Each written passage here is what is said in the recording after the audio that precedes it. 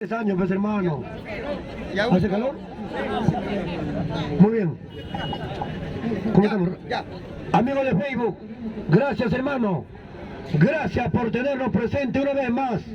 Gracias por permitirnos ser parte de su vida a este humilde espacio llamado Ágora Popular del Perú para el Mundo, desde la futura plaza José Gabriel Condorcanqui, epicentro de la política en el Perú, Augusto de Congas. ¡Viva el Perú! ¡Viva! Hermanos, no sea, pero para algunos que están acá o a los que siempre vienen acá, yo dije, si yo fuera Pedro Castillo, le pediría a Aníbal Torres que regrese al premierato. Está grabado, yo lo dije, en 2 o 3 oportunidades. Si yo fuera Pedro Castillo, le pediría al señor Aníbal Torres que regrese al premierato. Hermanos, yo estoy conforme que esté ahí el señor Aníbal Torres, porque es un tipo contestatario, es un tipo que no se queda callado ante el levantamiento de los grupos de poder económico, ante el levantamiento de los grupos dominantes en el país. Necesitamos hombres como este, hermano, hombres que sean contestatarios. Dejemos atrás esa cultura, hermano, de hablar bajito, de murmurar. Levantemos nuestra voz de protesta. Que los grupos dominantes se den cuenta, hermano, que este pueblo ya no es un pueblo de manada de borregos. Ya no somos un pueblo de zombies ni autómatas. Somos un pueblo cuestionador, un pueblo pensante, un pueblo crítico, un pueblo contestatario. ¿Qué cosa querían los grupos de poder económico? ¿Saben qué querían? Que pongan a otro premier. ¿Para qué? Para hurgarle su pasado, para buscarle carajo su pasado y decirle, este no reúne los requisitos. ¿Por qué están llorando ahorita? ¿Por qué? Porque no pueden decir nada de Aníbal Torres, porque no está involucrado en ningún acto de corrupción. Ellos querían que salga él. ¿Para qué? Para que meten a otro y le saquen todo. Por eso están dolidos. ¿Qué cosa dicen? Gabinete parchado. Lo mismo de siempre. ¿Qué cosa quieren? Un premier que sea ¿qué? Debilucho, pusilánime. No quieren uno que sea contestatario. No quieren, pues hijo. Quieren un gabinete corrupto. Quieren un gabinete a su medida. Un premier a su medida, ¿para qué? Para confabular en contra de Pedro Castillo. Algo menos hecho Pedro. ¡Viva el Perú! Está bien eso, hermano, está muy bien. Tenemos que apoyarlo, es la decisión de Pedro. Tenemos que apoyarlo. Hermano, el cambio de la Constitución no depende ni de Pedro ni de nadie. Depende de nosotros. De nosotros depende. A ver, levanten la mano acá los que aún no han firmado el peleón. ¿Quién lo ha firmado? ¿Usted ha firmado? ¿Quién lo ha firmado? ¿Usted ha firmado? ¿Qué pena cojuda? ¡Vamos para allá! ¡Vaya, carajo, basurguero! ¿Ha firmado? Ya vaya, pues hijo. Ahorita vaya. Te medio cojudo, carajo. Es que es para las futuras generaciones, no es para nosotros. Es para las futuras generaciones, hermano. Está demostrado, hermano, que los grupos de poder ya se cansaron. Ya no pueden hacer nada contra Pedro Castillo. Es más, Pedro Castillo está protegido por la Constitución vigente. El artículo 117 es el blindaje para Pedro Castillo. Allí dice bien claro, el presidente solo puede ser acusado por traición a la patria, por no convocar elecciones generales regionales o por disolver el Congreso. No va a poder ser vacado. Entonces, ¿qué están buscando? ¿Qué están buscando? Colaboradores eficaces. ¿Y quiénes son? Puros delincuentes.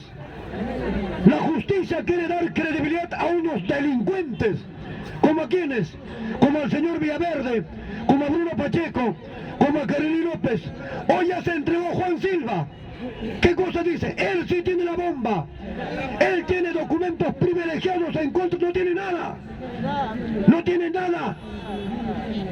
Eso les incomoda, eso les saca roncha, porque no pueden encontrar un solo indicio de la participación o de la presunta participación en actos de corrupción del profesor Pedro Castillo. No lo encuentran.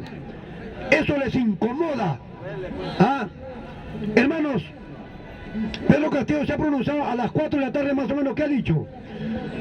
Vamos a hacer vigilia, vamos a marchar con el pueblo para cambiar la Constitución. Lo ha dicho a la tarde, a las 4 de la tarde. Ahí está grabado, hermano. Vamos a hacer vigilia, vamos a marchar con el pueblo para lograr una asamblea constituyente. ¿Eso está bien o está mal? Ya. Mira, hermanos, el pueblo siempre ha vivido engañado por los intelectuales de los grupos de poder económico, porque siempre nos hicieron creer los que tienen la razón son los que visten de corbata, ojos verdes, ojos azules, con perro, los que tienen carro. Ellos siempre deben de gobernar, pero hoy se fueron de pepa. No, hermano, el hábito no es el monje. Cualquiera de nosotros, hermano, teniendo 35 años hacia arriba, somos presidenciales. Cualquiera. Para ser congresista, 25 años. No se necesita más. Pero nos han hecho creer que ellos nomás pueden gobernar. No, hermano, podemos hacerlo nosotros. ¡Viva el Perú! Miren, hermanos, ¿qué está pasando en el Perú? ¿Sabe por qué los medios de prensa atacan al presidente Pedro Castillo? ¿Sabe por qué, hermano?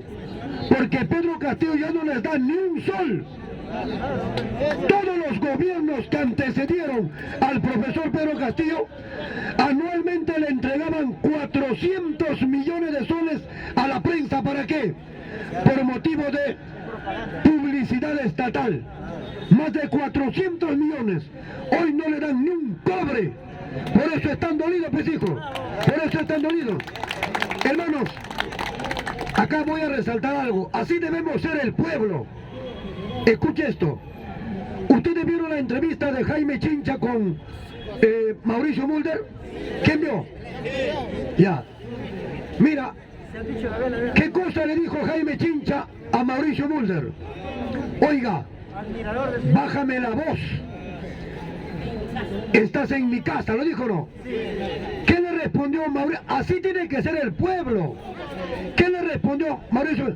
Calla, imbécil de mierda, tú no sabes ni hablar. ¿Lo dijo o no? ¿Ah? Aprendamos de ellos, seamos respondones, hermano. Seamos contestatarios. Recuerdan, hermano, cuando la presidenta del Congreso, la ex Carevaca, María del Carmen Alba, le hizo callar a la alcaldesa del distrito de Ocoña cuando reclamaba por qué han paralizado las obras en su distrito. ¿Qué cosa dijo la señora María del Carmen Alba? Bájame la voz, porque estás en mi casa. Pero como esta señora alcaldesa de Ocoña era un poco timorata, se cayó. Otra persona se levanta. ¿Cuál casa basura? Ese poder legislativo le pertenece al Estado peruano. Ellos son inquilinos en eso. Eso pertenece a todos los peruanos, no es de ella. Pero ella habló como que, como terrateniente, como latifundista, como la época del patronato. En la época del patronato, eso hacían con nosotros. Eso hacían. Le teníamos que llamar patrón. Carajo, teníamos que arrodillarnos ante ellos. Teníamos que pedirle permiso. Teníamos que entregarle nuestras hijas cuando lo pedían. Construían una escuela en su hacienda hasta tercero de primaria. ¿Para qué? Para que el campesino esclavizado en su propia tierra, en su propio campo agrícola, solamente estudiara hasta tercero de primaria para que aprenda a escribir y firmar. ¿Para qué firmar? Para sentenciarse a sí mismo para una esclavitud perpetua. ¿Y quién se trajo abajo todo esto? ¿Quién se trajo? Yo soy hermano de ese linaje, de esa casta, de ese estirpe de militares nacionalistas como Juan Velasco Alvarado. ¡Viva el Perú! Mire, hermano, Juan Velasco Alvarado, el 24 de junio de 1969, dio la primera ley de la reforma agraria. Decreto ley número 17716. Decreto ley número 17716. Primera ley de la reforma agraria. Con ese decreto ley, abajo puso, el rico ya no, o el patrón ya no comerá más más de tu pobreza. ¿Y qué hizo con ese decreto ley? Les arrebató las tierras a los terratenientes, a los latifundistas, a los gamonales, y les devolvió a su propio dueño. Hay una anécdota, hermano. Esta foto dio la vuelta al mundo. Velasco se encontraba en una comunidad de Huancavelica, en Huando, si no mal recuerdo. No. Se le acercó una dama huancavelicana con rica papa sancochada. Hermano, la papa de los Andes es dulce. ¿Quién ha comido? Es dulce esa papa, que es rico, carajo. Estos cojudos no comen nada de estos cojudos. En mi pueblo, carajo, la papa es dulce. La oca, la macho, la quinoa, la kiwicha. Ah, ahí se come, pesijo. Ahí se come bien. Ustedes son puro chisito, carajo. Pura basura. ¡Viva Perú! Mira, esta hermana campesina, hermano, se le acercó a Velasco y le invitó papa sancochada. Pero antes de entregar el plato, la señora se arrodilló. ¿Por qué se arrodilló? Porque los patrones de esa época le enseñaron a arrodillarse. Ni siquiera le podían mirar a los ojos. Eran basura. ¿Ah? Pero Velasco se puso en la misma condición que la señora. Se arrodilló y la levantó. ¿Y sabe qué le dijo? Nunca más te arrodillarás ante nadie. Juan Velasco Alvarado. ¡Viva Perú! Hermano, con Juan Velasco Alvarado tenía un gran aliado, un gran empresario, Luis Banchero Rossi. Era un aliado incondicional de Velasco. Con Luis Banchero Rossi, Velasco en el gobierno, el Perú era el primer país exportador de harina de pescado en el mundo. Teníamos el monopolio de exportación de harina de pescado en el mundo. Luis Banchero Rossi, a los 41 años de edad, tenía más de 300 barcos dedicados a la industria de la fábrica de harina de pescado en el Perú. Este señor decía: me da gusto hacerle la guerra a la pobreza. Los 3.080 kilómetros de costa que tenemos de punta a punta, de Tumbes a Tacna, Luis Banchero Rossi lo vio con un gran emporio industrial marítimo, pero de bandera peruana. Este señor tenía más de 10.000 trabajadores. Luis Banchero Rossi, él creó el diario El Correo, él creó muchas empresas. Atún Florida, ¿recuerdan? Él creó la Caja de Pescadores, Luis Banchero Rossi. Pero cuando él muere asesinado un 1 de enero de 1972, pasaron 1 o 2 años, todas sus empresas fueron estatizados. La gente dice: no, el que lo mandó matar fue Velasco. Mentira. ¿Sabe por qué estatizaron todas sus empresas? Porque Luis Banchero Rossi no tuvo descendientes. No tenía descendientes. Por eso Velasco los estatizó. Pero ¿quiénes mataron a Luis Banchero Rossi? Él era el futuro presidente del Perú.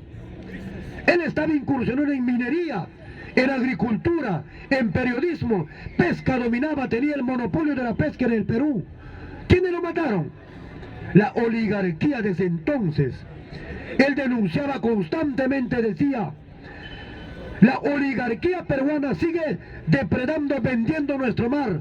Lo vendían a los chinos, a los rusos, los chilenos, depredaban nuestro mar. Él denunciaba constantemente eso.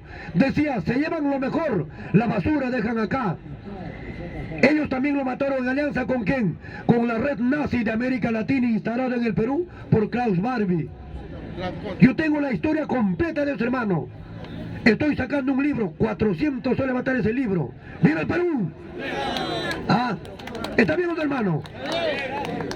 Entonces, los grupos de derecha siempre han tenido temor, terror a un gobierno nacionalista. ¿Qué cosa es nacionalista? Recuperar lo nuestro, querer lo nuestro, tener participación en la explotación de nuestros recursos naturales. Hoy no. Hoy, ¿dueños de qué somos en el Perú? No somos dueños de nada. Somos inquilinos estamos en nuestra propia casa, porque todo ha sido rematado, todo ha sido vendido. Todo, hermano, absolutamente todo. Eso lo podemos recuperar, sí lo podemos recuperar. Pero ¿qué cosa tenemos que hacer? Tenemos que cambiar la constitución política del Perú. Hermano, es tiempo de constitución. El cambio de constitución no depende de nadie, depende del soberano, depende de nosotros. A lo largo y ancho del territorio nacional, hermano, tenemos más de 2 millones de firmas. Pues sigamos, carajo, recolectando firmas, por lo menos hasta diciembre. Lo vamos a conseguir, hermano. En nosotros está ese verdadero deseo, ese verdadero poder, porque nosotros somos el poder popular. Eso nunca lo olvides, hermano. Nosotros somos el soberano. Pero ¿qué nos dicen los eruditos, los doctos en esto? ¿Qué nos dicen? Una nueva asamblea constituyente será ilegal. Una nueva constitución será. ¿Cuál es más ilegal? ¿Una nueva constitución o esta constitución vigente? Esta constitución, préstame un tiempo, por favor, leo tu constitución.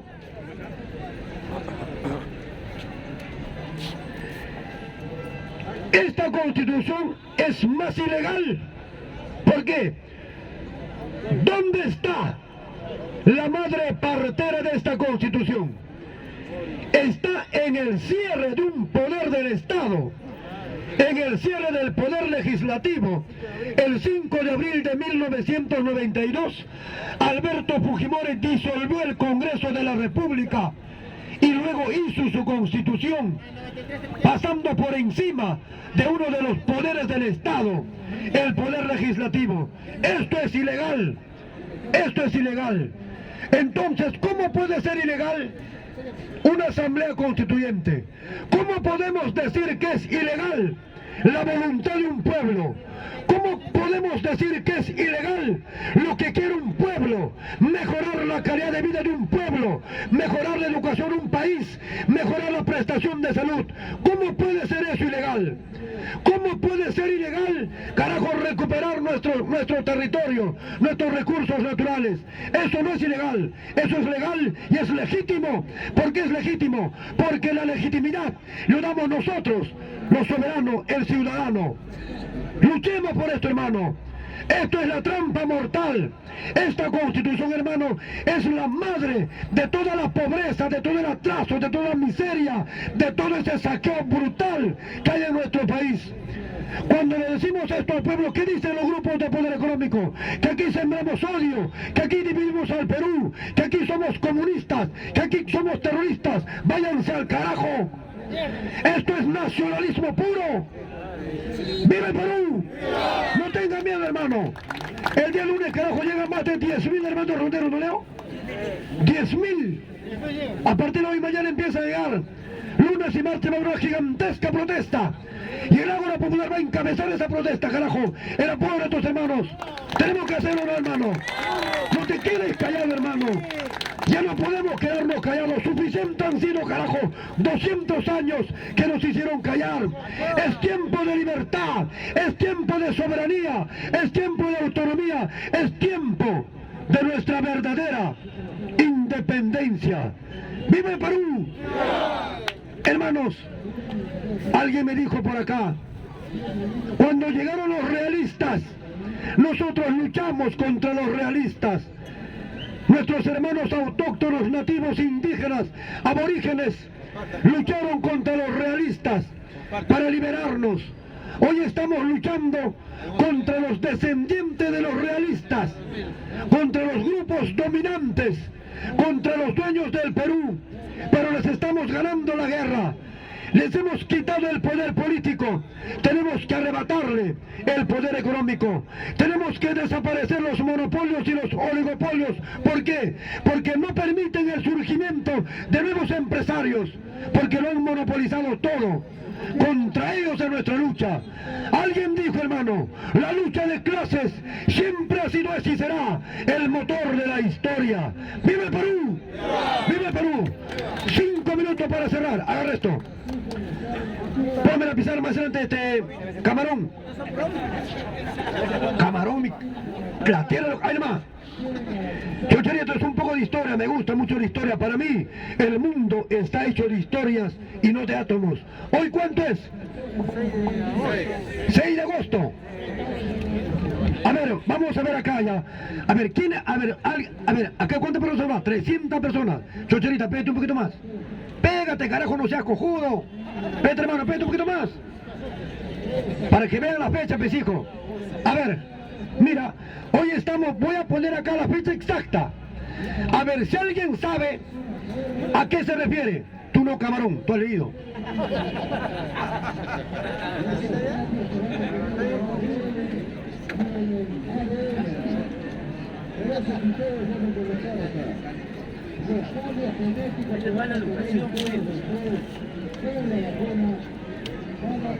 Va uno.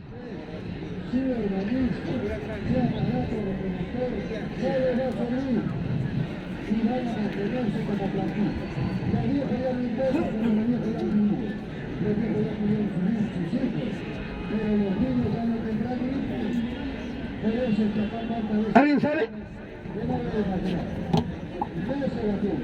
300 personas.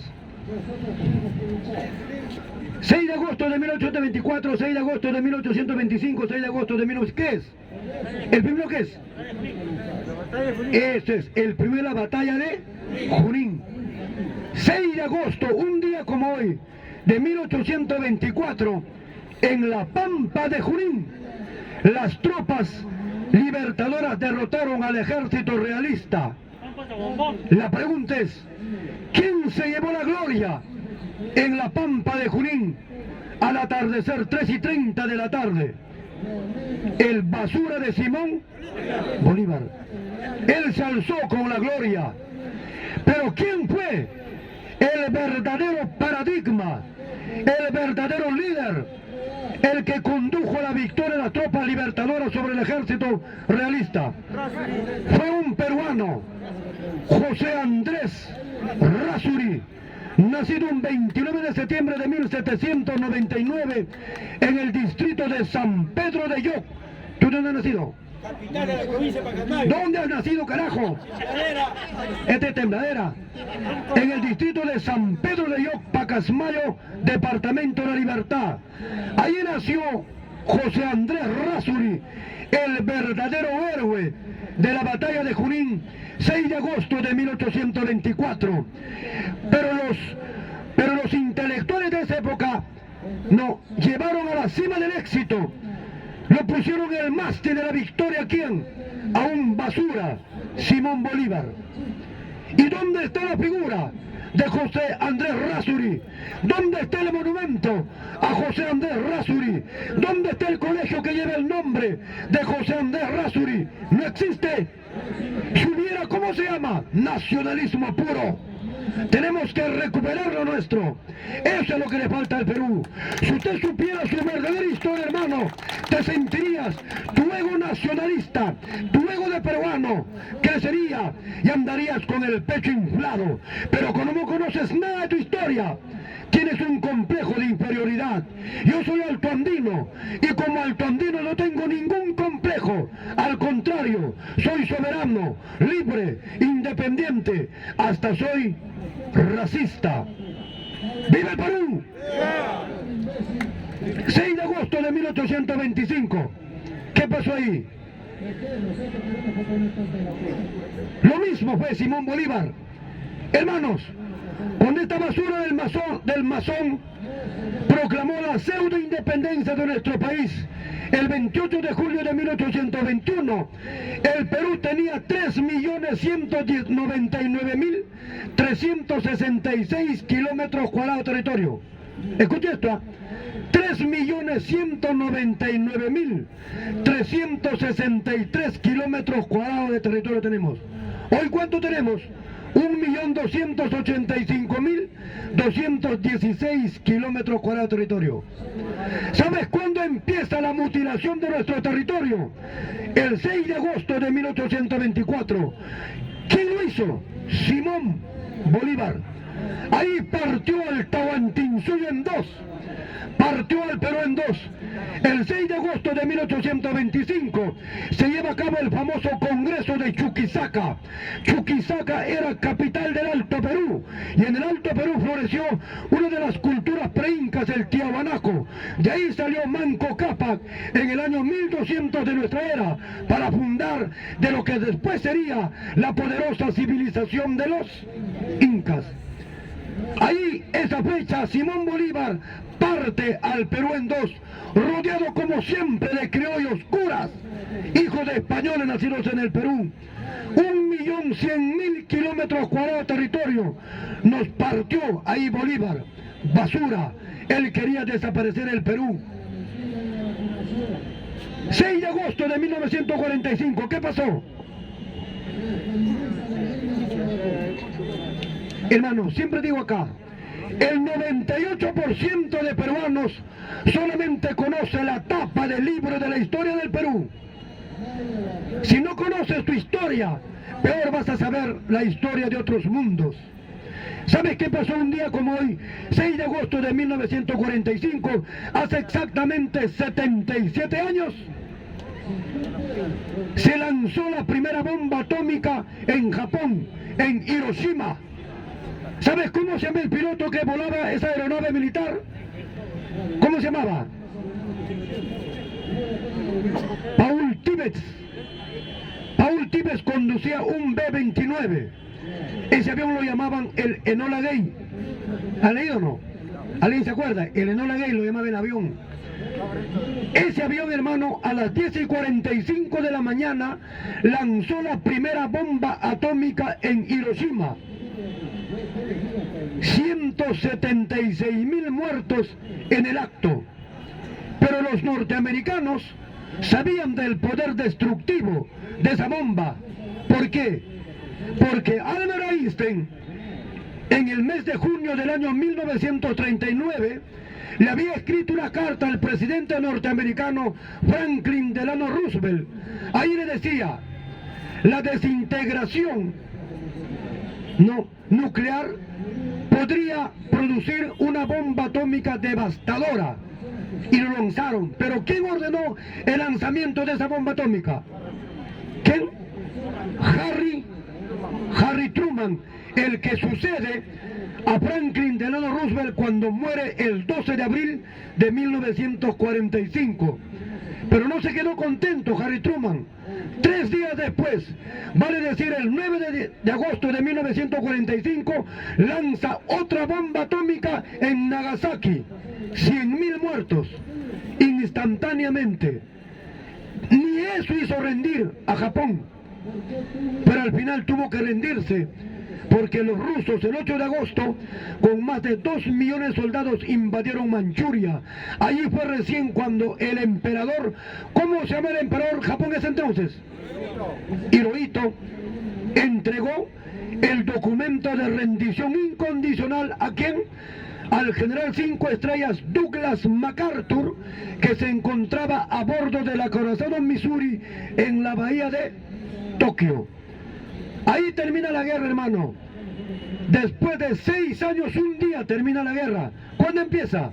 1 de septiembre de 1939, cuando Hitler invade Polonia, y termina el 2 de septiembre de 1945 con la rendición incondicional de Japón ante el general de 5 estrellas Douglas MacArthur. Ese mismo día también empezó la ocupación japonesa por Norteamérica hasta el año de 1950, cuando empieza la guerra de Corea. ¡Viva el Perú! ¡Viva el Perú, hermano! Gracias, aquí le toca. Así rápido, no me rápido.